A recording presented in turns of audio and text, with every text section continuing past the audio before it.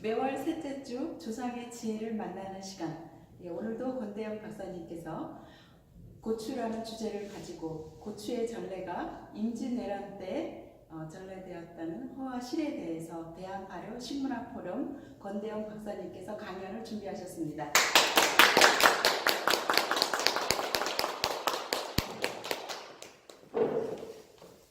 안녕하세요, 권대영입니다. 저희가 김치에 대해서 토크를 준비할 때 5시간으로 만들었습니다. 첫 시간에 강의할 때 왜 김치가 한국에만 있었는가에 대해서 말씀을 나눴었거든요.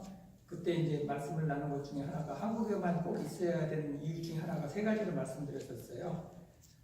한국이라는 나라가 많은 사람들이 역사적으로 중국하고 같은 문화로 생각한다는데 그게 완전히 다르다는 것을 말씀드렸고, 그래서 두 번 이제 1월달에 그걸 말씀드렸고요. 그 다음에 두 번째로 이제 문화적인 차이가 왜 김치가 한국에만 있었느냐의 차이점은 두 번째로는 이제 발효라는 것 때문에 한국에만 있을 수밖에 없었다. 그리고 세 번째로는 이제 고추를 얘기 안 하면은 김치가 한국에만 있었다는 걸 얘기할 수가 없기 때문에 그거를 말씀드렸습니다. 그래서 김치가 한국에만 있었다는 것은 한국 국민의 지리적이라든지 어떤 문화적인 특성이 중국과 다르다. 그리고 한국 식품은 발효식품이기 때문에 김치가 한국에만 있을 수밖에 없었다. 그리고 우리 고추가 한국에만 있어가지고 그 고추 때문에 김치가 발생할 수 있었던 것이지 다른 나라에서는 다른 나라 고추 갖고는 김치를 만들 수 없었다는 것이죠. 그래서 그런 측면에서 한국에만 있었다고 말씀드렸고, 1월 달에는 이제 그러면은 김치라는 말이 방송에서는 여러 가지 이야기가 나오는데, 김치라는 말이 한국어 순 우리말이라는 거를 많이 이제 한자 공부한 사람들이 우리말의 역사를 뿌리를 본다고 하면서 자꾸 한자에서 찾는 이유가 있는데 그거는 잘못된 태도라는 거를 말씀을 드렸습니다. 우리말은 중국하고도 어순선으로도 완전히 다르고요. 그다음에 여러 가지 다르기 때문에 우리말의 뿌리를 알려고 그러면은 차라리 발해나 거란이나 그쪽에 같은 우랄알타이어 쪽에서 찾아야지 자꾸 중국에서 우리말의 뿌리를 찾는 건 아주 잘못되어 있기 때문에 그런 사람들 때문에 우리 지금 식문화가 많이 왜곡되어 있어요. 심지어 어떤 사람들은 소금의 뿌리가 소금은 우리말인데 그걸 우금, 소우자 써가지고 우금 그렇게 쓰기 시작하는데 그게 우리나라 식문화라든지 우리나라 역사하는데 가장 잘못된 것 중에 하나입니다. 왜 이런 일이 생겼냐면요. 옛날에는 많은 사람들이 학문하는 사람들이 한자를 좀 해야 그리고 존경받고 그렇게 했었어요, 사실은. 근데 그게 많이 그 한자를 하게 되면 문제가 뭐냐면 오늘 아침에도 TV에서 나오더라고요. 소혀하면 되는데 굳이 그걸 무설해야 이제 아는 사람 같이 보이고 그렇게 되기 때문에. 그래서 옛날 한문은 중국 글자를 배우고 중국 글자를 가지고 어흥하고 잘난 체하고 그 다음에 내가 특별하다 양반티를 내는 게 한문이었었어요. 그게 아주 잘못된 한문 중에 하나고, 그 한문의 뿌리가 얼마나 잘못됐냐면은 지난번에 얘기했듯이 우리말을 한자로 옮기면서도 거기서 잘못하고, 만일에 이제 우리말을 한자로 옮기는데 중국에도 똑같은 한자가 있으면 중국 그 한자 그대로 갖다 놓으면 되거든요. 근데 그렇지 않고 중국에 없는 김치라든지 중국에 없는 비빔밥이라든지 그걸 한자로 막 만들려고 하면서 거기서 오류가 생기거든요. 그래서 어떻게든지 한자로 만들었는데 그걸 다시 한글로 이제 요즘 사람들이 또 공부한 사람들이 한자 가지고 잘났다고 한자 가지고 해석을 해가지고 망치는 경우가 상당히 많습니다. 그래서 그런 문제가 이제 많이 있었다는 것을 말씀드리고, 그거를 이제 깨기 위해서 조선시대에 이제 실학자들이 많이 생기는 것이죠. 그러니까 박지원 선생이 이제 연암일기 쓰는 것도, 그 다음에 이시필 선생이 소문사서 쓰는 것도 이제 그런 것들을 벗어나서 우리가 실학에 대해서 정말 그분들이 한자를 하면서 시를 읽히고 뭘 하고 하는 것은 대단히 배운 사람들이지만은 아무 도움이 안 되는 거예요. 실학이 안 되기 때문에 이제 박지원 선생이라든지 정약용 선생이라든지 정약전 선생이라든지 그분들이 이제 어부 뭐라고 그러죠? 자산하고. 자산하고 이 자자도 사실은 자산하고도 사실은 정약전 선생님이 이제 흑산도에 유배 가시면서 자기가 있는 산이 그전에는 이제 흑산도로 안 했겠죠. 그냥 한글 모르는 사람들은 그냥 검은산 했었는데 그걸 이제 한자로 표시하다 보니까 현산 했다가 첫 번째는 현산호라고 했었어요. 근데 나중에 현자 거물 현자 그걸 쓰니까 좀 멋있게 하려고 그 거물 현자를 더 써가지고 자산호라고 썼거든요. 그러면서 이제 많은 오류가 생기고 그 한자에 얽매여서 우리 역사를 바꾸는 것들이 가장 많습니다. 그거를 이제 오늘 말씀드리는 건데 그거가 그 중에 하나 핵심이 오늘 고추에 대해서 이제 얘기를 하는 거예요. 그래서 고추도 왜 이렇게 애국이 됐느냐면은 한자 하는 사람들이 이렇게 했다는 걸 한번 말씀을 드리고요. 제가 그래서 이제 지난번에는 우리 말에 대해서 그런 것들을 얘기를 했었고, 지난번에서는 발효와 미생물에 대해서 얼마나 이제 미생물에 대해서 잘못 알고 있느냐가 이제 많았었다는 걸 말씀드리고, 오늘은 이제 고추에 대해서 좀 말씀드리겠습니다. 고추에 말씀드리는데, 오늘은 좀 우리가 그런 사람들이 우리 역사를 얼마만큼 왜곡할 수 있는지를 말씀을 좀 드리겠어요. 그러니까 자연과학자도 아니고 실학자도 아닌 사람들이 한문으로 한자만 하는 사람들이 우리 말에 자연적으로 틀리는 거에 대해서 어떻게 합리화 시켜놨는지, 다시 말하면 죄인들이 자기 죄를 덮으려고 계속해서 하듯이 그런 과정을 한번 말씀드리고, 다음 달에는 이제 과학적인 자료, 그다음에 문화적인 자료, 식품학적인 자료를 가지고 이제 드리다는 걸 말씀드리겠는데, 제가 지난번에 말씀드렸었죠. 우리 뇌 구조가 세 가지 구조를 형성하고 있다고 하는데, 뇌 구조가 영어로 이제 fast and rapid response based on the experience. 그러니까 학습에 의해서 빨리 반응하고 그다음에 빨리 하는 그런 뇌 구조가 이제 우리 뇌 구조가 있고요. 실질적으로 2002년도에 노벨상 받은 사람이 그렇게 우리 뇌 구조를 얘기를 해줬었거든요.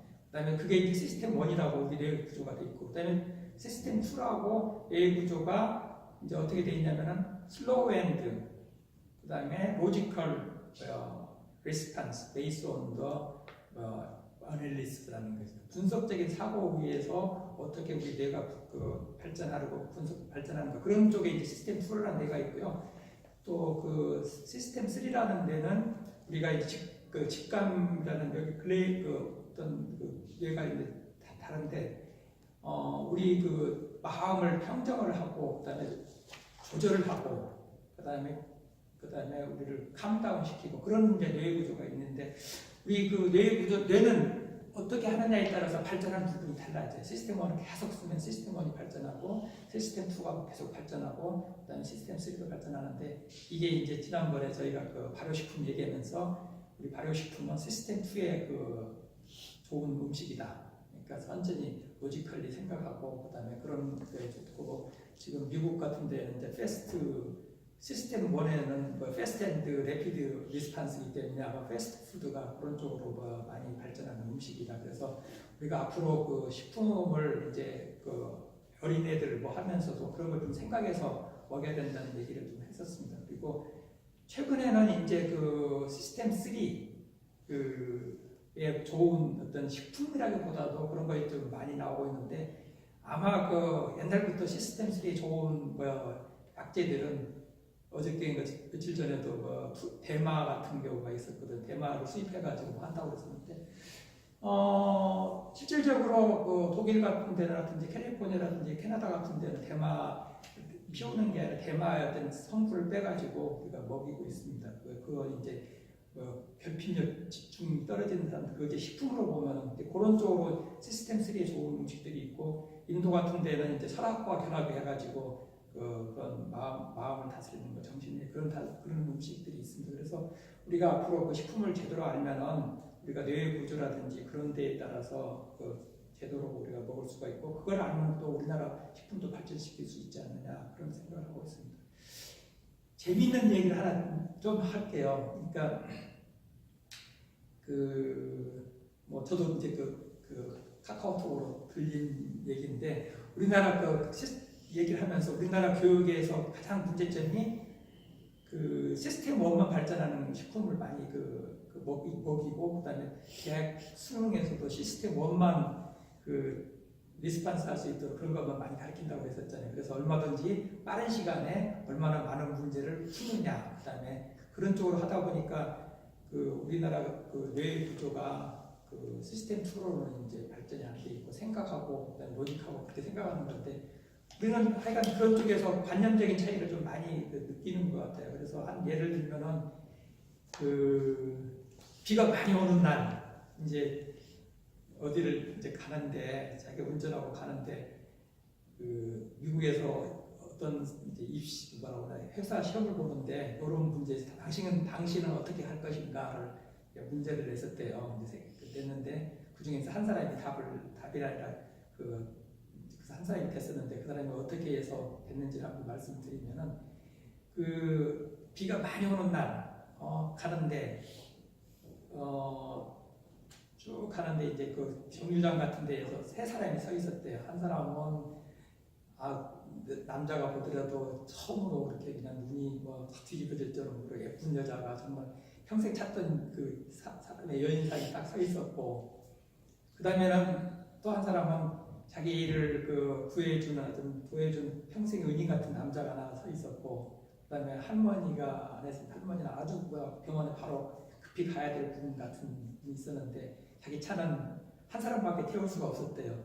그래서 그러면 어떻게 할 것인가에 대해서 이제 물어봤는데 한 사람만 이제 감동적인 얘기를 했다는데 우리는 항상 그런 문제를 보면은요, 여러분도 금방 그런 문제 보면은 그 중에서 어떤 사람을 선택할 것인지를 머리만 굴리실 거예요. 그게 이제 우리나라의 시스템 원이 발전하는 그 뇌 구조를 발전시킨 대표적인 어떤 문제들이거든요. 수능이라는 게 그런 문제들이고, 그다음에 대학 어떤 이틀이라는 게 30분에 40문제 푸는 거. 그래서 복습을 많이 하고 그런 문제를 기출 문제를 풀지 않은 거는 풀 수 없는 문제, 답을 이미 알고 있는데 우리는 관념적으로 생각을 어떻게 하냐면 그 세 사람 중에 하나를 선택해야 되는데 뭘 선택해야 답일 것인지만 생각을 하고 있어요. 항상 우리는요. 또 우리가 이제 우리나라가 앞으로 식품에서 또 발전시키는 방향이 이런 식으로 발전시키는 게 아니라 우리가 세계적인 글로벌 컨슈머들하고 어떻게 대응할 것인가, 어떻게 소통할 것인가를 하지 않으면 우리가 이제 발전 가능성이 없다고 하는 게 이제 보통 요새 AI 시대라든지 산업화 이후 시대의 발전 방향이라고 얘기를 많이 하고 있습니다. 그래서 제가 이런 것도 하는 이유가 대학교에서는 자기 거를 가르치는 게 아니라 남의 지식을 다 자기 집에 머리에 넣어가지고 이 지식을 갖다가 학생들한테 트랜스퍼하는 것들만 가르쳐요. 그러니까 그것들이 지금 우리 교육 문제가 상당히 커요. 자기가 정말 느끼고 어떻게 해야 되는 고민하는 거를 안 가르치고 책에 나온 것들을 받아가지고 가르치는 건데 여러분은 어떻게 생각하세요? 그 세 분 중에 그 세 가지 케이스 중에서 여러분이 그냥 지식 받은 거로는 안 배웠으니까 기출 문제가 안 나왔으니까 여러분 답을 하기 어렵잖아요. 그렇죠? 우리가 지금 그런 쪽으로만 하고 있는데 어떻게 많이들 하시겠어요? 여러분 같으면 그 세 가지 케이스에서. 근데 대부분 이제 그걸 갖다가 많은 사람들이 생각을 하는 게 그건 이제 첫 번째 선택한 사람은 너 같은 사람, 여자만 그런 사람, 두 번째 선택한 사람들은 의리를 생각해서, 그 다음에 세 번째 선택한 사람들은 그렇게 이제 사람들을 분류하기 시작을 하는데 여러분은 어떻게 선택하겠어요? 근데 그게 이제 우리가 거기에서 천천히 좀 로지컬리 관념을 바꿔서 생각을 하면은 좋은 그 사람이 이제 그렇게 생각하는 사람이 됐다는 거예요. 근데 어떻게 됐냐면은 나를 구해준 친구한테 차를 주고 그 친구한테 부탁을 했대요. 할머니를 병원으로 빨리 모시고 가라. 그리고 나서 나는 평생에 이제 볼 수 없는 그 연인상을 만나서 이야기를 나누면서 버스를 타고 가. 그러게 하겠대요. 그 사람이 이제 그렇게 됐다고 그러는데 우리는 그런 생각을 주지가 않아요. 우리는요. 그리고 그런 생각을 하는 사람들은 항상 이단화 취급하는 것인데 우리가 이제 우리가 앞으로 살아갈 나라를 앞으로 젊은 사람들이 이런 걸 벗어나지 못하면 우리나라는 발전 가능성이 없지 않느냐 그런 생각을 많이 하고 있습니다. 그래서 제가 이거 고추 이야기 같은 경우도 이 관념의 차이를 어떻게 극복해가지고 제가 이렇게 했는가를 말씀을 드리겠습니다. 잘 아시다시피 혹시 공부하신 분들은 고추가 임진왜란 때 들었다고 다 배웠을 거예요. 아무 생각 없이 그냥 누가 가르치니까 그렇게 1989년에 수능 그때는 학력고사에서 기출문제로 나왔어요. 어떻게 나오느냐. 다음 중에서 조선시대 초기에 풍습이 아닌 것은 해놓고 곤란하는 게 할머니가 뒤뜰에서 고추를 맞았다. 그걸 답으로 만들게 있었어요. 아무 근거도 없이. 근데 그분이 그때 이제 똑같이 그렇게 돌아가는 이유 중에 하나가 결정적인 계기를 하는 사람이 이성우 선생님이라고 한양대 교수님이 이제 그분이 좀 이성우 교수님. 이성우 교수님이신데 사실은 서울대학교 농학과를 나오시고 일본에서 공부하시고 한양대에서 오시면서 근데 한자를 제일 많이 아셔요. 한자를 아시면서 어떤 거를 근거로 했냐면은 지봉무설이라고 1615년도에 나온 14년도에 나온 책이 있어요. 그 책에 남만초, 유대도, 남만초는 독이 많고 그다음에 독이 있어가지고 일본 독이 작은 고추라고 했는데 그 수레타 먹다가 죽는 사람이 있었다. 그 문장을 하나 가지고 고추가 임진왜란 때 들었다고 얘기를 해버려요. 해버리니까 많은 사람들이 그 지식에 대해서 한 번도 관념적으로 바꿔서 생각해본 적 없이 그걸 갖다가 하니까 많은 사람들이 그때 이제 그 논문이 70 몇 년도가 나왔을 거예요. 근데 그때 그 전만 해도 고추가 임진왜란 때 들어왔다는 거는 상상도 못 했었어요. 당연히 오래 있을 거라고 생각했었는데 학교에서 고추가 임진왜란 때 들어왔대. 그 관념하고 상당히 벗어난 얘기를 하니까 그것도 이제 교수님이 이제 한자를 아신 교수님이 얘기하니까 그걸 갖다 그대로 받아들이는 결정적인 이제 미스를 하기 시작하면서 여기서 이제 얼마만큼 이제 오류를 범하는 건지가 이제 나타나는 것이죠.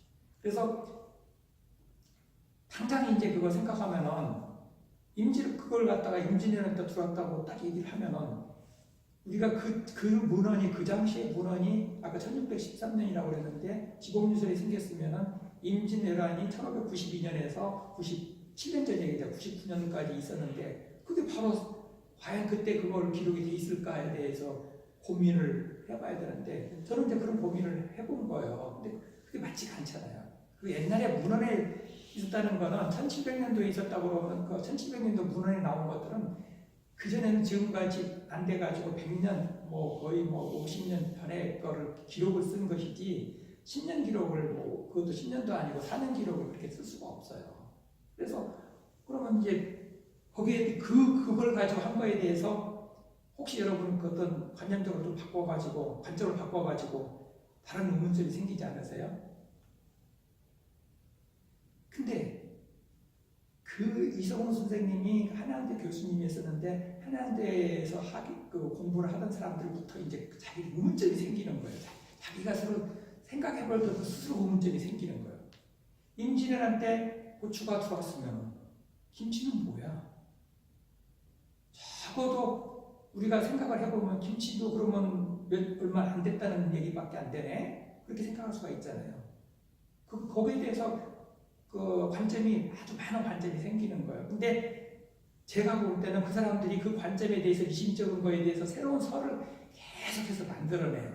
그 만들어낸다는 거는 자기들이 보더라도 그 임진왜란 때 들어왔다는 게 뭔가 안 맞는다는 얘기예요.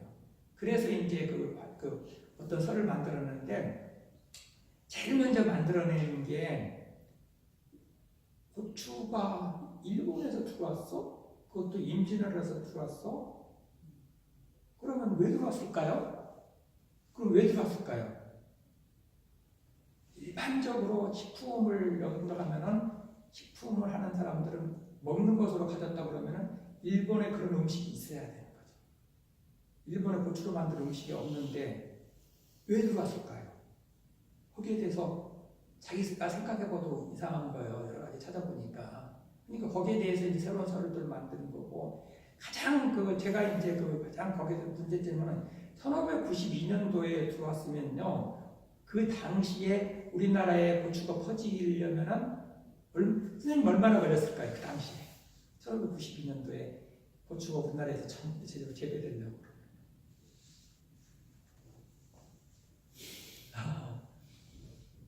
적어도 그러니까 담배는 니드가 분명하기 때문에 전파가 빨리 됐어요.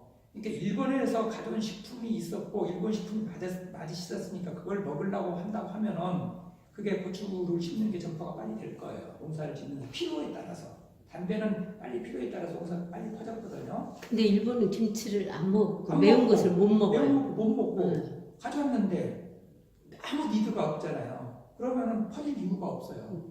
그러면 그것도 퍼지는데 100년, 200년 걸린다고. 만일 그렇다고 그러면. 거기에 대해서 의문사는 금방 생기죠. 그러면 전국으로 고추가 퍼지는데 그 당시에 보면 100년, 200년도 걸리고 300년도 걸릴 수 있다고. 그러면 김치는 언제 발견돼요? 김치도 또 그러면은 또 발견하려고 그러면은 그것도 몇 년 걸려요. 왜냐면 그 서양에서 고추, 담배같이 먹을 것이 있었는데 여기로 오면 금방 퍼지죠. 근데 일본에도 김치 같은 것도 없고 일본에도 고추장도 없고 중국도 없고 그러는데 그 고추장을 만들고 그러는 데는 몇 년이 걸리겠어요. 그래서 기본적으로 고추가 임진왜란에 들어와가지고 우리나라에서 퍼지고 김치도 만들 수 있고 고추장도 만들고 발견할 수 있는 역사는 짧아서 못해요. 이유가 안 돼요. 500년 갖고 할 수가 없어요. 김치 하나만 갖고도 안 되는데 동시에 고추하고 김치가 동시에 발견돼가지고 그렇게 할 수 있어요. 확률적으로 있을 수 없는 얘기를 지금 하는 거예요. 근데 예. 이성우 교수님이 예.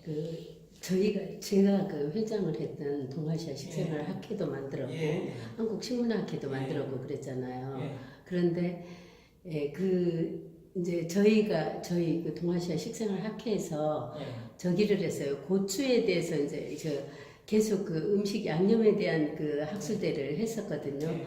근데 이제 고추에 대한 그 전문가를 찾았어요. 한국에가 없어요. 예. 고추를 우리가 그렇게 계속 먹는데도. 근데 우리가 그 동아시아 식생활 학회이기 때문에 동아시아 저기를 다 이렇게 예를 들면 중국, 일본 또 뭐 동아시아의 다른 나라 분을 세 나라 이상을 해갖고 이제 그 학술대를 보면은 그렇게 하고 이제 가을에는 이제 우리 한국인만 하고 그러는데 그때 고추의 전문가를 일본에서 데리고 왔어요. 고추. 네, 제가 이제 그것은 이제 다른 문제인데, 말씀을 예, 이 드릴게요. 문제가 예. 아니라 다른 문제. 제가 그래서 이제 예. 관점 차이를 이제 말씀드리고요. 그래서 이제 고추가 임진왜란 때 들어왔어서 그 문제인 대로 술을 타 먹다가 죽었으면은 왜 술을 타 먹었을까요? 남만추라는 게 분명히 그 중국에 보면 있습니다. 뭐냐면 남만추는 태국, 인도네시아 고추를 남만추라고 해요. 그걸 왜 술을 타 먹었을까요? 그 합리적으로 의심을 한 번도 안 하는 거예요. 그런데 그런 거에 대해서도 그런 데서 의심이 생기잖아요. 근데 그거는 이제 이성훈 선생님이 그거에 대해서는 그 문장을 고문을 찾았는지 안 찾았는지 모르겠지만 거기에 대해서는 답을 안 했어요. 저는 지금 답을 다 알고 있지만은 일단 그 말씀을 드릴게요. 저 모든 답을 이제 다음 달에 하는데 거기에 대해서 의심이 가는 것이죠. 왜 죽었고 술을 타 먹었을까요? 저기였잖아요. 잠깐만요. 제가 그래서 다 얘기를 그렇게 하는데 거기에 대해서 답이 이제 자기들도 고민을 하는 거예요. 그러면서 무슨 고민을 하냐면은 그걸 보고 나서 이렇게 얘기를 해요. 이제 자기 죄지은이랑 자기 합리화를 어떻게 시키냐면은 고추를 갖고 들어온 이유 중에 하나가 이제 그렇게 물어보니까 음식이 없는데 왜 갖고 들어왔냐고 그러니까 술에 타 먹었다 죽었다는 걸 갖고 우리나라 사람들을 독살하려고 갖고 들어왔다. 그래서 그걸 갖다 고추 독산술을 만들어요. 어떻게 만드냐? 술 타 먹어 죽었으니까 임진왜란 때 우리나라 사람들을 많이 죽이려고 하셨다. 근데 거기다 이제 한 번만 생각해 보세요. 일본이 그때 갖고 들어온 게 조총을 갖고 들어왔었어요. 조총을 갖고 들어왔는데 조총보다 더 필요한 게 더 있겠어요? 화살보다 그걸로 다 진압을 했었는데 술에 타 먹여서 죽일 거라고 그런 논리를 피는 거죠. 고추 독산설이라는 게 그것이 나오는 거예요. 그것도 지금 공평하게 지금 진행되고 있는 건데 그러면서 이제 그 한국학중앙연구원의 이제 모 교수라는 사람이 뭘 얘기를 하냐? 이제 권율장군의 이제 행주대첩 얘기를 하는 거예요. 어떻게 하느냐? 행주대첩 저희가 중학교 때만 들어갔을 때 우리가 그 행주대첩에서 일본 사람들을 물리칠 때 우리가 안악들이 참 돌을 가지고 와가지고 물리쳤다고 얘기하는데 거기다 하나 플러스 고추를 갖고 얘기를 해요. 그러니까 즉 자기들이 지금 논리에 자기 논리가 이상한 거에 대해서 그 증거를 대는 건데 그거 그러면 이제 그거에 대해서 고추 독살설에 대해서 또 이야기를 할게요. 그러면 또 얼마나 좀 시리즈로 가는 건지 제가 오늘 그런 걸 말씀드리려고 하는 거였어요. 그러면 고추를 갖다 임진을 하는데 이제 그것도 이제 한자를 하는 사람들이 어떻게 얘기했냐면 한 손에는 돌을 들고 아주 또 서정적으로 얘기했죠. 한 손에는 고추를 가지고 일본을 한 손에는 고추를 뿌려서 일본을 퇴치했고 돌을 뿌려서 퇴치했다. 그렇게 또 이제 멋있게 쓰는 것이죠. 근데 한 번만 더 나가면 그게 얼마만큼 논리적으로 합리적이지 않다는 걸 배우냐면요. 임진왜란은 1592년 4월 12일 날 일어났어요. 음력으로요. 우리나라 시간으로 5월 달에 그러니까 고추 피동 시기가 지나요. 근데 행주대첩은 1593년 3년 다음에 2월 12일 날 일어났어요. 그러면 행주대첩을 가져갔을 때 우리가 그 돌로 뿌리고 고추를 뿌렸으면 포퓰러하게 보통적으로 모든 국민들이 고춧가루를 갖고 있어야 그런 논리가 성립이 되거든요. 근데 그런 논리를 펴가지고 이제 그렇게까지 확대시키니까 박수를 치는 거예요, 사람들이. 그런 논리가 있었고 독살설이 있다고 그러니까 그렇게 이제 하는데 그런 말을 하다 보니까 뭐가 되냐면은 또 이제 자기 논점에 빠지는 거예요. 이거는 제가 그 사람들한테 물어본 게 아니라 그 사람들이 또 다른 설을 만드는 근거를 제가 말씀드리는 거예요. 자기도 볼 때 이상하잖아. 고추 독살설을 얘기를 하려고 그러면은 당장 뭐라고 하냐면은 아니 그러면 우리나라 사람들은 독살을 하려고 가지고 고추를 우리는 김치를 만들어 먹고 얘기가 안 되잖아요. 그거에 대해서 이제 당장 그 의문이 들어왔을 거예요. 그러니까 그런 사람들이 다음에 하나 만든 얘기가 뭔 소리냐면요. 곧 우리나라 민족 우수설을 얘기를 하는 거예요.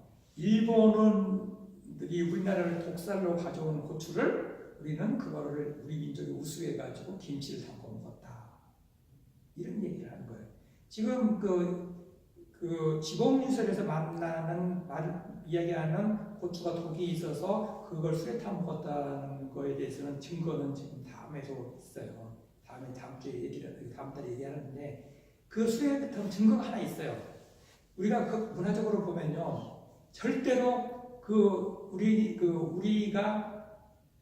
우리나라 고추를 술에 타 먹는 버릇이 있기 때문에 일본에서 들어온 고추, 조그만 고추를 외계자라고 그랬었잖아요. 거기서 들어가서 술에 타 먹는 버릇이 생기는 것이지 우리 그런 문화가 없는 상태에서는 절대로 고추를 왜 술에 타 먹다가 죽냐고요. 그 1613년에 그런 것들이 있기 때문에 그래서 이제 그런 것들을 파고 들어가는 게 제 다음에서 할 얘기예요. 그래서 그러면 첫 번째 이제 고추 독살설을 얘기를 하죠. 그다가 두 번째로는 우리 민족 우수설.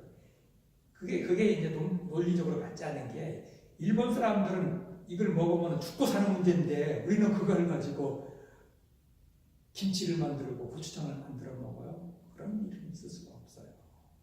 근데 이제 이성우 선생님이 그렇게 얘기다. 그전에는 이성우 선생님이 이제 그때 그런 얘기를 주장하는 것 중에서 가장 맹점이 뭐냐면요.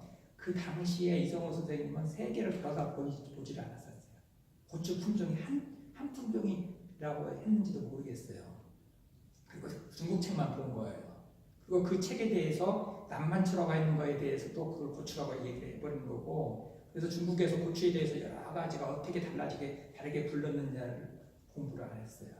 그러니까 중국에서 중국에서 사람들이 중국 빼놓고 다른 나라는 다 오랑캐라고 그랬어요. 우리나라 오랑캐는 뭐였었죠? 동이라고 그랬고, 서쪽 오랑캐는 뭐라고 했었죠? 서호. 그래서 고추를 볼 때 서쪽에서 있는 고추는 호초라고 그랬어요. 그 다음에 중국에서 볼 때 인도는 번국이라고 그랬어요. 인도나 티베트 지금도 토본이라고 번국이라고 했어요. 그쪽에 있는 고추를 뭐라고 했냐면은 번초라고 했었어요. 그리고 인도네시아나 태국은 남만이라고 말레이시아가 옛날에 중국에서 남만이라고 했었어요. 근데 말레이시아 제국도 있잖아요. 말레이시아, 인도네시아 제국이 있거든요. 그 제국이 이제 나중에 했는데 그런 제국이 있었음에도 거기는 다 오랑캐라고 했었어요. 그래서 그것도 오랑캐 만자 있었고요. 그래서 그쪽에 있는 고추를 남만초라고 했고 사천 지방의 고추는 천초라고 했었어요. 그게 다르다는 고추가 다 다른 걸 가지고 한 얘기를 이성호 선생은 하나 품종으로 생각해서 남반초가 고추다. 이제 제가 이제 그 생물학자니까 DNA 분석해 본 고추가 한 품종이 아니라는 걸 다 나오죠. 그걸 모르고 하신 거고 이성호 선생님은 아마 그때 이제 누가 한자를 알고 다른 사람들 모르니까 내가 하면은 다 박수 쳐주니까 다 이게 내가 하면 다 되는 걸로 생각을 하셨을 거예요. 그 제자들이 이제 그 제자들이 이런 그 설들을 만드는 거예요. 그래서 아까 말씀드렸다시피 복살설, 미민족 우수설 또 하나 이제 만들기 시작하는 게 뭐냐면요. 그러다 보니까 이제 고문어를 보니까 김치라는 글자가 안 나오기 때문에 그 김치가 없었다고 하는데 김치가 나오기 시작. 그 김치라는 게 임진왜란 전부터 김치라는 글자가 나와요. 임진왜란 전부터 고추라는 글자가 나와요. 소라 고추가 다 나오거든요.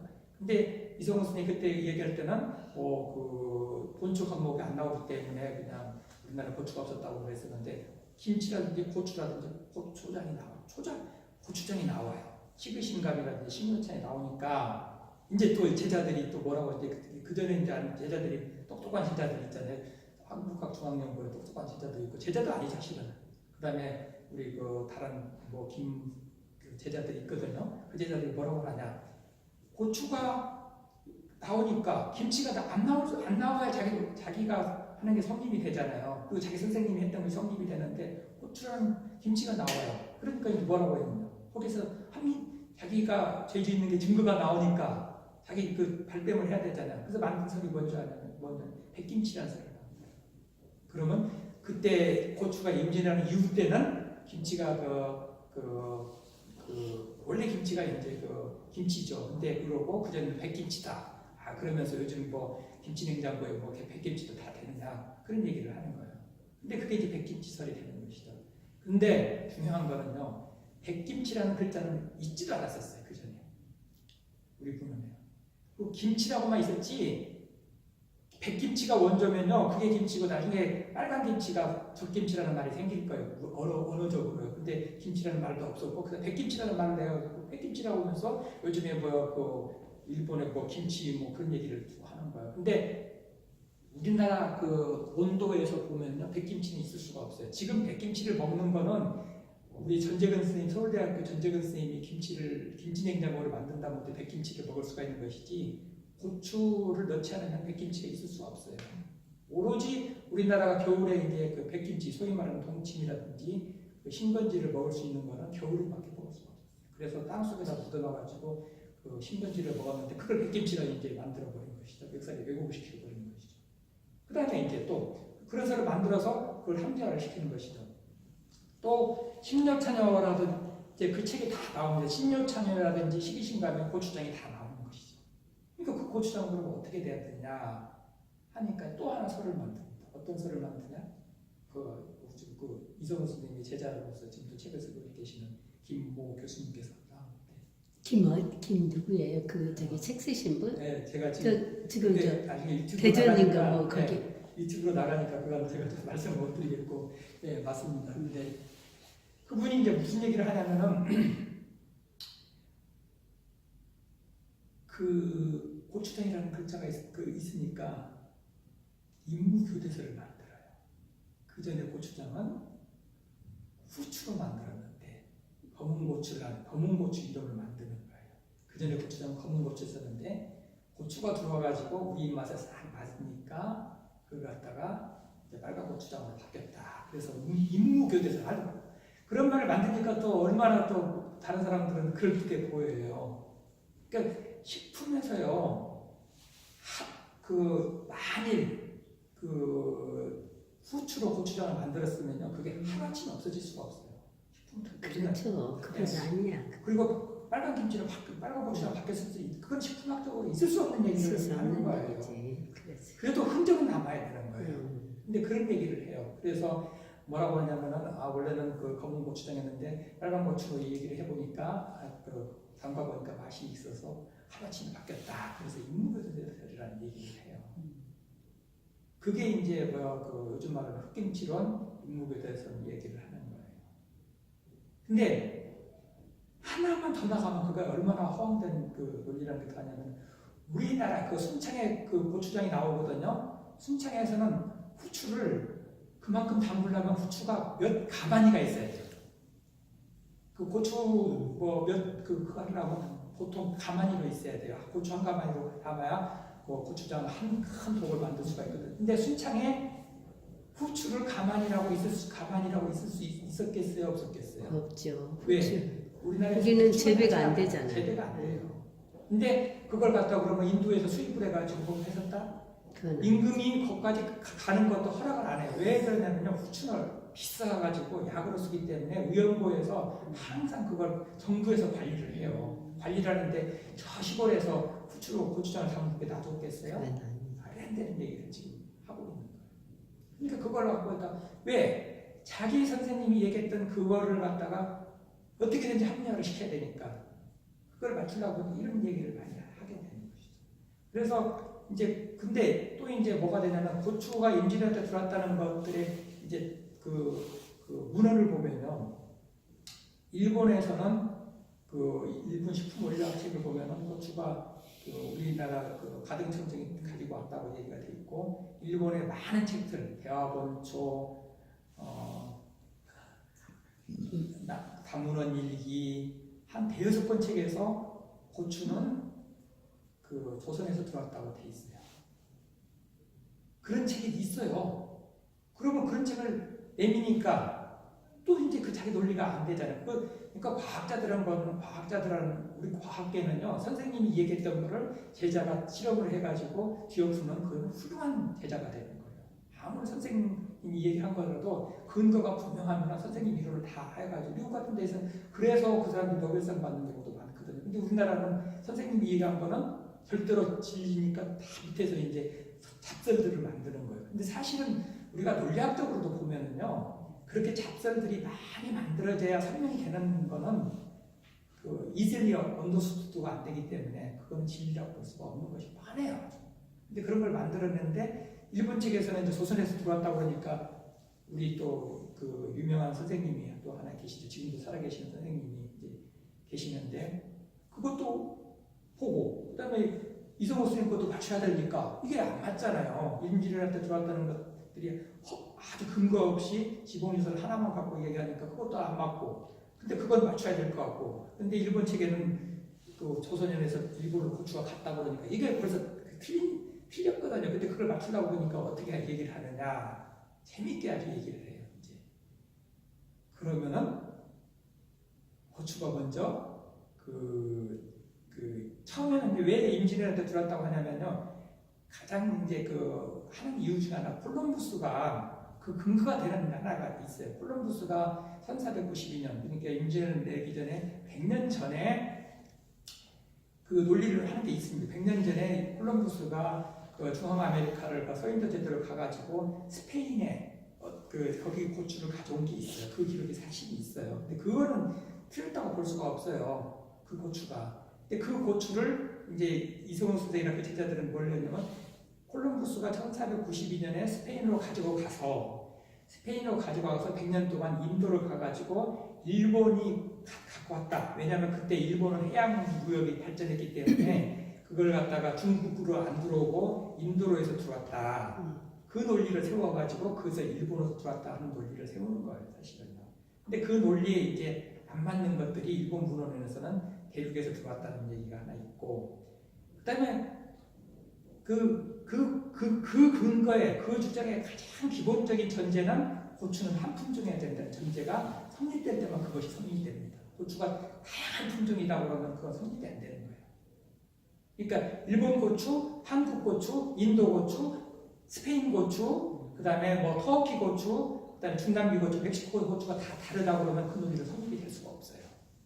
근데 지금 현재 이제 제가 다음에 이제 현재는 성립이 그 고추가 품종이 한 뭐 70가지가 된다고 하니까 그 틀렸다는 얘기를 말씀드리는 건데, 그래서 이제 우리 그 장 교수님이라고 아주 원로 교수님이신데 한자도 아주 잘하셔요. 지금도 살아계시고 아주 정정하신 분이 이제 이 두 설을 맞추기 위해서 어떻게 얘기를 하냐면은 그러면 고추가 일본에서 본토로 먼저 안 들어가고 한국으로 먼저 들어왔다. 그래서 본토로 들어갔다. 이게 이상한 논리잖아요. 뭐 본토가 어디가 있고, 본토 어디야 예, 진짜. 그러니까 있고. 그러면서 이제 오키나와가 뭐 홍길동에서 나오잖아요. 그 홍길동 선생 그 나와가지고 오키나와에서 한국으로 들어왔다가 다시 본토로 들어왔다. 이 이상한 논리를 펴가지고 합리화를 시키는 거예요. 두 문을 다 합리화를 시키는 거예요. 근데 사실은 그럴 수가 없어요. 근데 일본 책에 보면은요, 분명하게 두 가지 고추가 있다고 나오는데 어떻게 되냐면은 그 남방에 지금도 오키나와에 고추 가보면요, 그러니까 여러분 고추의 그 색깔이 빨간 게 아주 특이한 색깔이 카르투비게이트 색동이 아주 특이하거든요. 그래서 우리나라 고추는 그 말리면 아주 진짜 빨간 고추가 되는 거예요. 근데 오키나와 고추 같은 경우는 조금 그 생고추 같은 경우도 빨간데 거기는 약간 좀 빨갛지 않고 거무스러워. 좀 노란색도 좀 끼고 그런 주홍색이 띄는 거예요. 그 고추는 달라요. 그 고추를 일본에서는 남만고추라고 했어요. 그리고 조선에서 들어가는 거는 고려고추라고 했어요. 그렇게 이제 분명히 분류가 돼 있는 거예요. 그게 역사적인 사실이고요. 남만고추는 그러면 어디하고 같으냐면은 인도고추, 태국고추랑 비슷해요. 모양이 조그만하고요. 이렇게 조그만하고 그다음에 훨씬 매워 우리 고추랑. 그리고 조선에서 들어온 고추는 이제 좀 다르고요.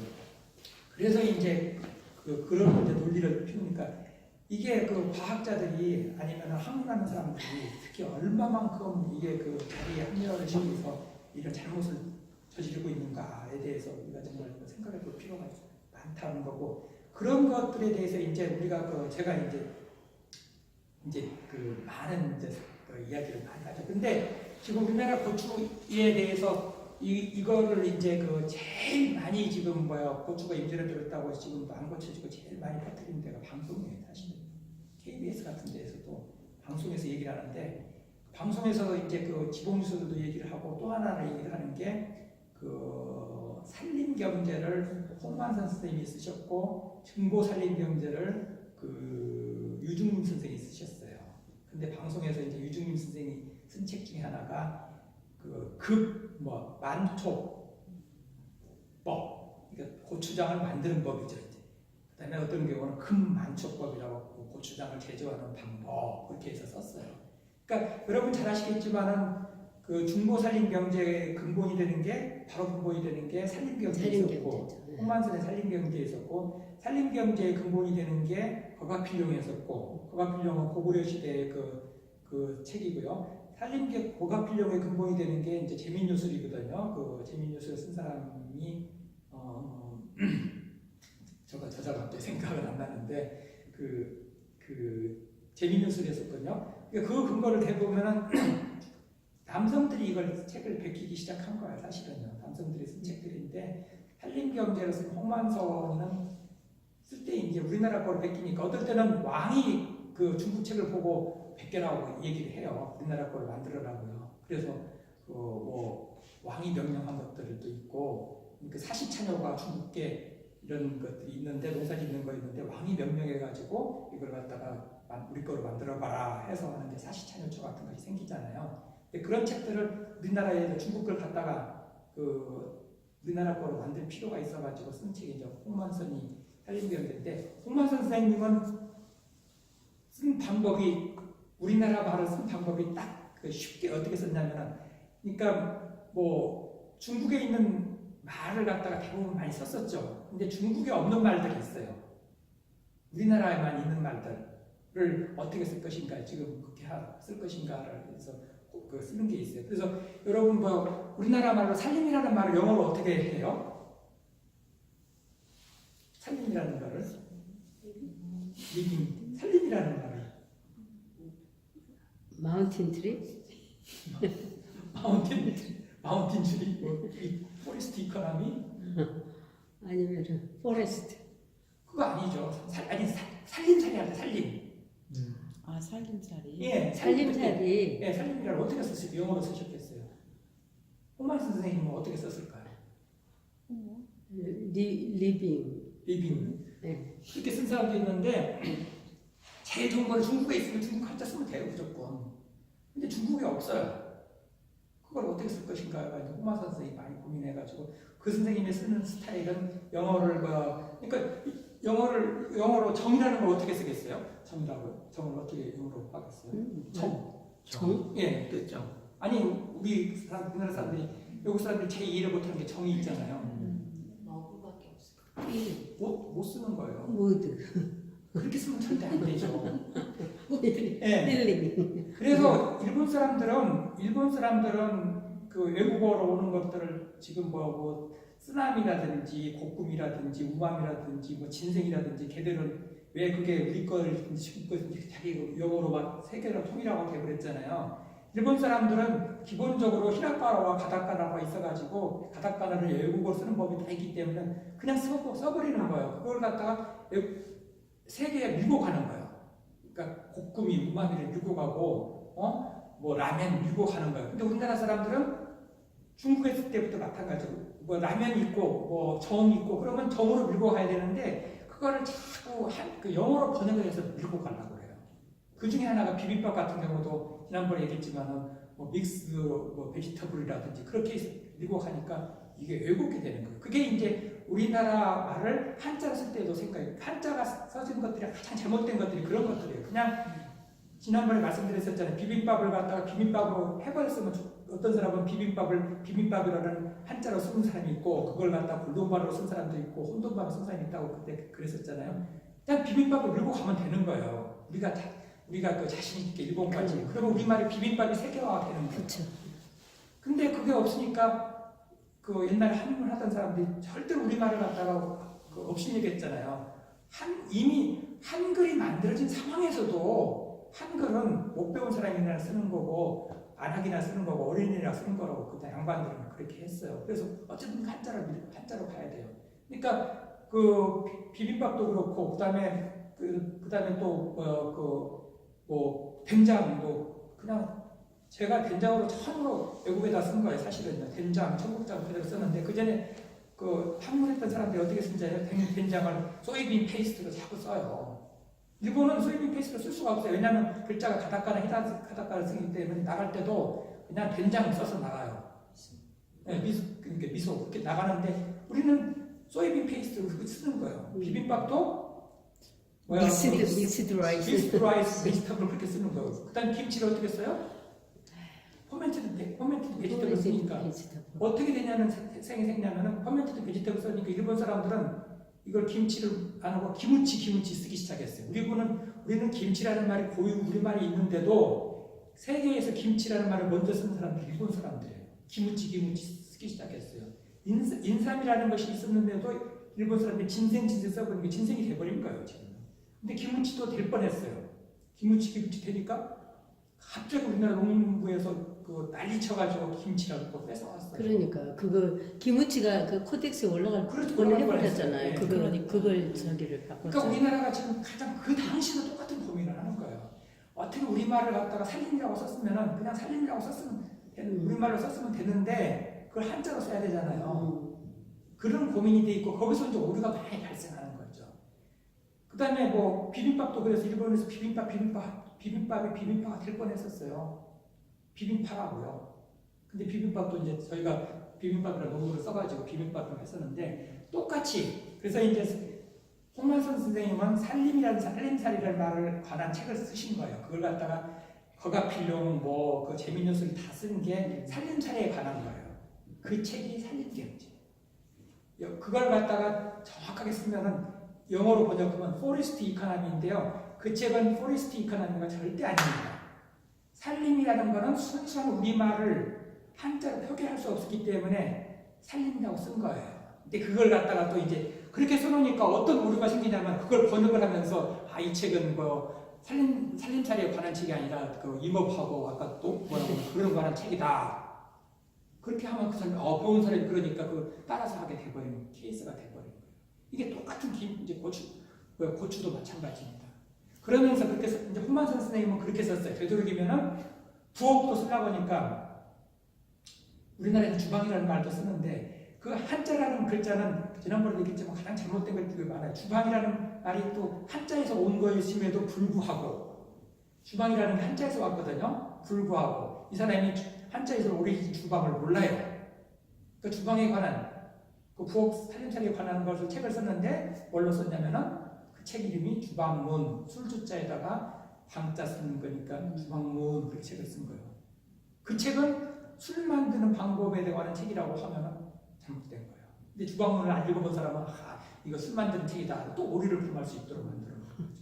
그래서 사실 주방이라는 글자가 한자에 있거든요. 그 글자를 모르는 거예요. 왜? 그때 우편도 없었고 많이 있었는데 모르기 때문에 한자는 그런 오류가 아주 많습니다. 그래서 주방문 쓰겠는데 그러면서 이제 다시 살림경제 홍만사의 살림경제를 다시 증보를 해서 낸 책이 증보 살림경제인데 그분이 유중림 선생님이셔요.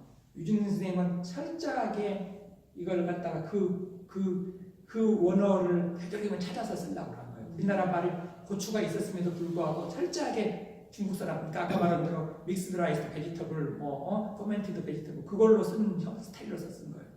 저 같으면은 김치, 고추장 그렇게 쓰는 게 저는 옳다고 생각하는데 그분은 그렇게 생각 안 하신 거예요. 그래서 고추가 있음에도 불구하고 중국에서 썼던 만초라는 글자가 있으니까 고추를 만초장 그렇게 쓰는 거예요.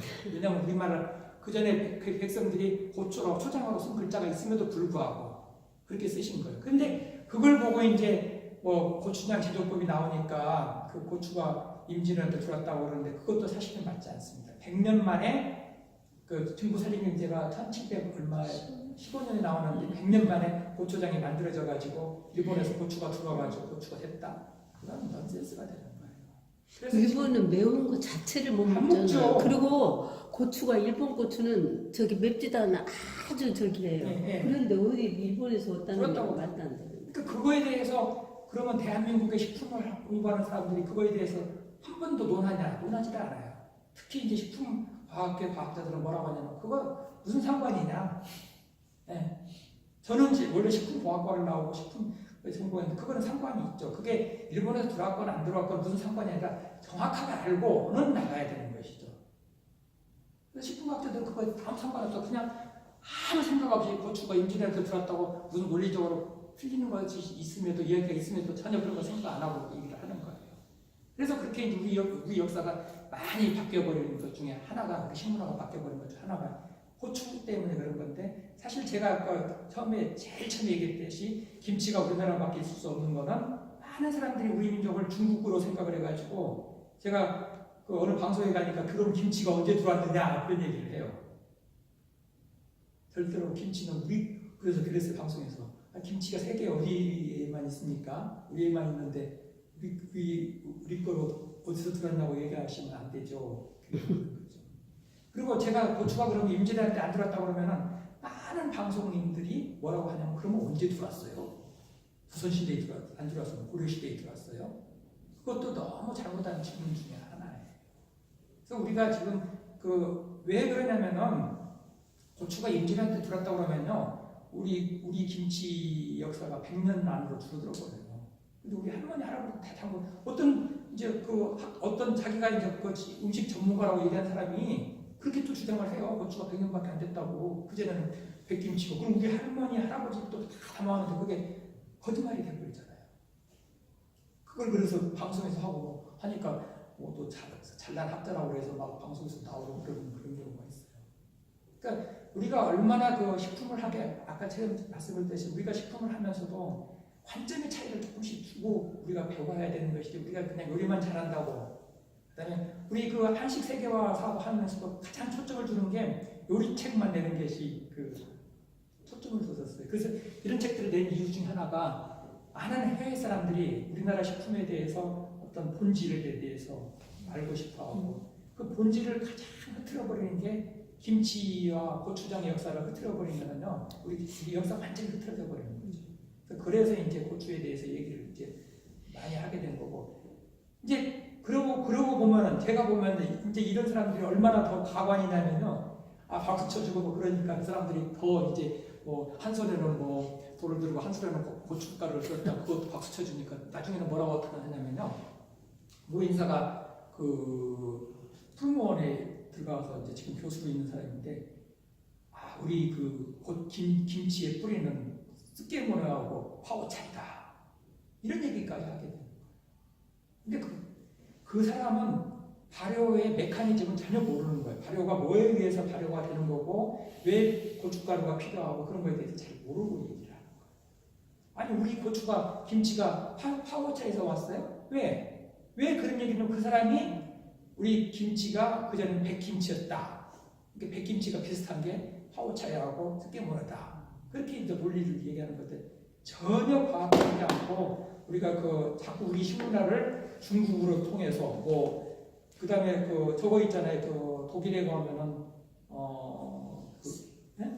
아니 독일에 가면은 우리 스게모르랑 비슷한 게 있어요. 갑자기 생각 안 나는. 수시지. 아니요 그거 아니라 참 생각 안 나는 지금 독일 같은 게 그것이 원조라고 얘기를 하는 경우가 있어요. 근데 그게 완전히 다르다는 거고. 그래서 이제 제가 이제 그러면 이게 이제 이렇게 하고 안 돼. 이렇게 얘기한 것 같고도요. 그거 갖고도 워낙 그 사람들이 다 이걸 해놔가지고 안 돼요.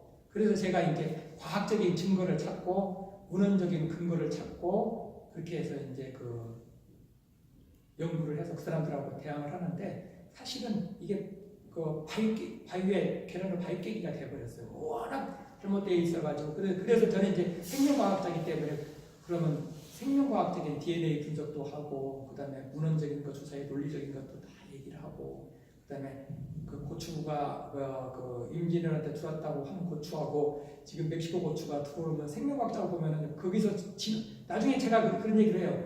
임진왜란 때 들어왔으면 그 고추는 우리나라 고추하고 다르다는 것이 이제 나타나거든요. 남반초하고 다 다르다는 건데 아이라는 고추가 들어왔다고 얘기해요. 그러면 제가 이제 아이라는 고추를 멕시코에 가서 직접 그런 거 보고 우리 고추를 보면 완전히 다르거든요. 그 사람들도 대답을 해야 되잖아요. 그러니까 뭐라고 그러냐면 그게 들어왔다가 임진왜란 이후에 우리나라에서 진화가 됐대. 우리 고추로 바뀌었대요. 진화를 그렇게 얘기를 하는 건 전혀 맞지가 않아요. 임진왜란 들어왔던 아이가 지금은 조금 유전과학이 있어가지고 바꿀 수가 있었겠죠. 근데 그게 우리 고추로 진화는 전혀 될 수가 없어요. 그래서 그런 것들을 이제 하나의 고추의 품종들을 나눠가지고 분류를 해보면서 이제 이야기를 이제 또 할 건덕지가 있었고. 근데 참 안타까운 게 우리 식문화를 이렇게 바로 알고 역사를 바로 알려고 하는 거에 대해서 방송에서도 관심이 없어요. 그냥 누가 했던 거 그냥 따라서 해요. 광고비 주는 것에만 관심을 가져요. 그리고 근데 왜 그걸 방송에서 관심을 가져야 되냐면 특히 KBS 같은 경우는 국민의 세금으로 하는 거예요. 국민의 세금으로 하면은 바르게 하고 바른 걸 전달해야 되는 의무가 있는 건데도 그냥 그걸 안 하고 있어요. 그러면 적어도 KBS가 있으면 그런 거에 대해서 논란을 해가지고 그걸 할 수 있도록 해야 되는 근거를 대고 얘기를 해야죠. 아까 같이 안 되니까 독사설 안 되니까 우리 민족 우수술 안 되니까 그다음에 역수출론 그다음에 또 안 되니까 흑김치론 인무교도 그런 거 만들어가는 거는 그건 아니죠. 그래서 우리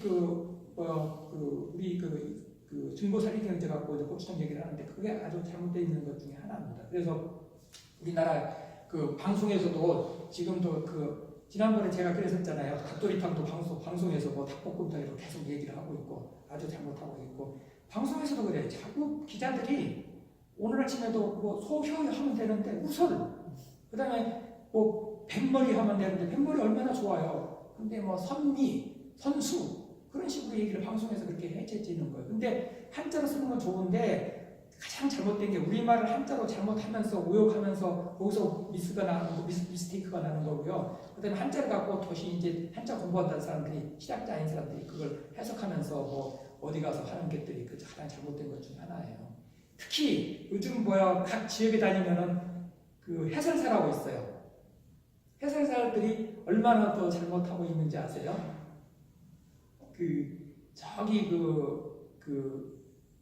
순천에 여수에 가면은 더 가면 거기에 이제 백도와 검은도가 있어요. 근데 그걸 갖고 이제 어떻게 해석을 하냐면 백도하고 있고 검은도를 쓸 때 거장 건자에다가 인문학자에다 검은도라고 썼는데 그걸 어떻게 해석하는지 아세요? 이 검은도에는 거장의 문인들이 많이 나서 검은도라고 그랬다.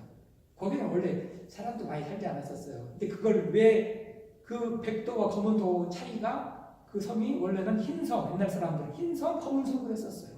그걸 일제시대에 이걸 갖다가 검은섬이 뭔지도 모르는 일제시대 사람들이 이걸 갖다 한자로 써야 되니까 검은, 도.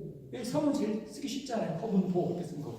백도는 쓰기 쉬운 거고. 그렇게 해서 백도, 검은, 도를 쓰기 시작한 거예요. 그게 얼마나 우리 역사를 말살시키고 잘못되고 있는 건데 그런 것들을 전부 지금 그대로 쓰고 있고 마찬가지죠. 우리 지금 우리 한자에서 우리 지금 독도도 마찬가지죠. 독도도 옛날에 뭐라고 그랬을까요? 독도를 그 전에 우리 한자도 모르고 황도 모르고 한글도 제대로 쓰지 못한 사람들이 뭐라고 불렀을까요? 돌섬이라고 그랬어요. 돌을 갖다가 경상도에서 뭐라고 그러죠? 독섬이라고 그랬어요. 독섬이라고 그랬어요. 독도를요. 독자 지금 홀로 독수니까 뭐 외롭고 뭐 어쩌고저쩌고 딱 가사도 나오잖아요. 아름답다고 외롭고 독섬이 하나가 아니라 두 개잖아요. 독섬 한자도 모르고 영어도 모르고 일본어 모르는 사람들은 독섬이라고 그랬어요. 그걸 갖다가 이제 쓰는데 독자는 섬은 제일 쉽잖아요. 독자 쓰기 쉽잖아요. 그럼 독자를 이제 한자로 써야 되잖아요. 그래서 일본 사람 독섬이라고 하는데 일본 사람들은 거기다가 도국에 가장 가까운 발음을 내는 게 닭게, 독구, 닭게. 그래서 닭게시마라고 쓴 거예요. 그러면은 거꾸로 얘기하면은 닭게시마라고 쓴 것만 봐도 그 섬은 누구 섬, 어느 나라 섬이에요. 독섬이 있었기 우리나라 섬이라고요. 그 닭게시마 가가지고 그 대나무 하나도 보셨어요? 안 보셨죠? 독도 가서 홀로 독쓰니까 독섬이 홀로예요? 아니잖아요. 그런 것들이 지금 그걸 갖다가 중앙일보 같은 데서 한 몇 년 전부터 얘기를 했는데도 전혀 그런 것들이 지금 우리나라에서 근데 계속 한자로 쓰기 좋아하는 거죠. 제가 뭐 한자로서도 조금 알고 있지만은 우리말을 갖다가 왜곡시키는 것이 안타까운 것 중에 하나예요. 그래서 제가 오늘 하나만 말씀드리고 마치겠는데 저희가 지금 용인 동백에 살아요.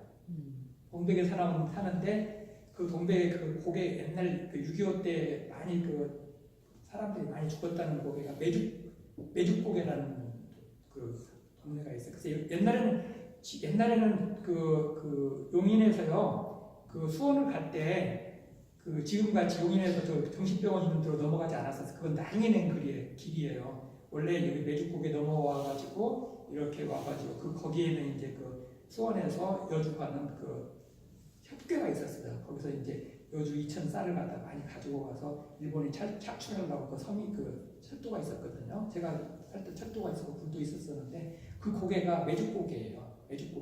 매주 간장 된장 매주고개. 그거는 모르겠어요. 그거는 제가 이제 간장 된장 매주는 이제 그 할머니들이 왜 그걸 매죽고개라고 했는지 알 수가 없어요.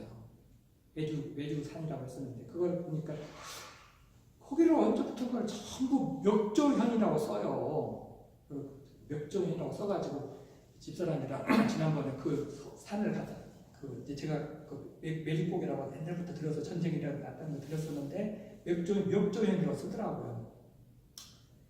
멱자가 전혀 한자에 있을 수 없는 한자가 있어요. 뭐라고 그러지? 감출력, 덮을력, 찾은력.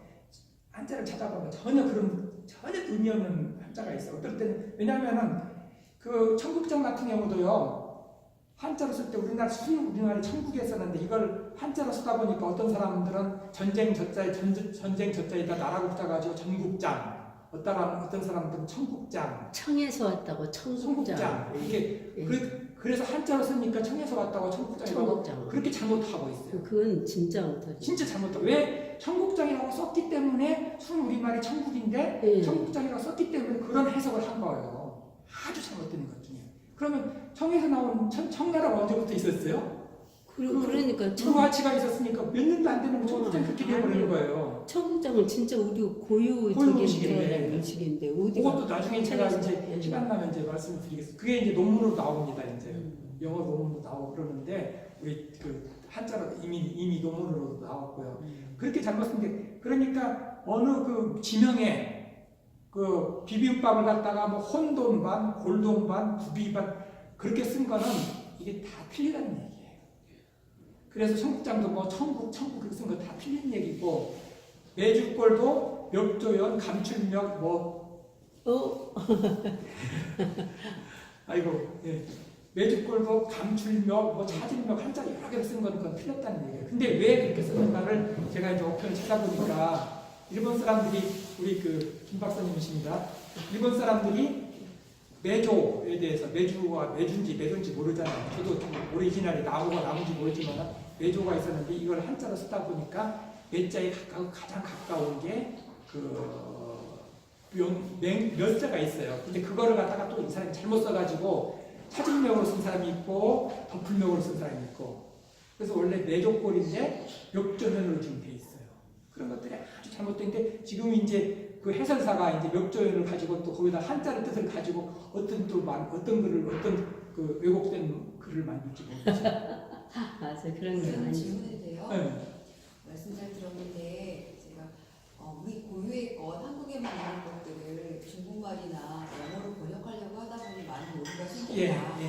그럼 우리 고유의 것에 대한 자부심을 가지고 우리 고유의 말로 세계에 번역해야 된다라고 예. 제가 박사님의 강의 요약을 해서 들었는데 예. 질문드리고 싶은 것은 그 김치에 쓰이는 고춧가루가 유진애한테 들어온 건 잘못됐다는 말씀을 하셨잖아요. 예. 그러면 그 전부터 우리나라에서 쓰고 있었다고 예. 제가 이제 이해를 했는데 그거에 대한 근거가 명확하지 않은 건가요? 아니면 근거가 있다면 좀 알고 싶습니다.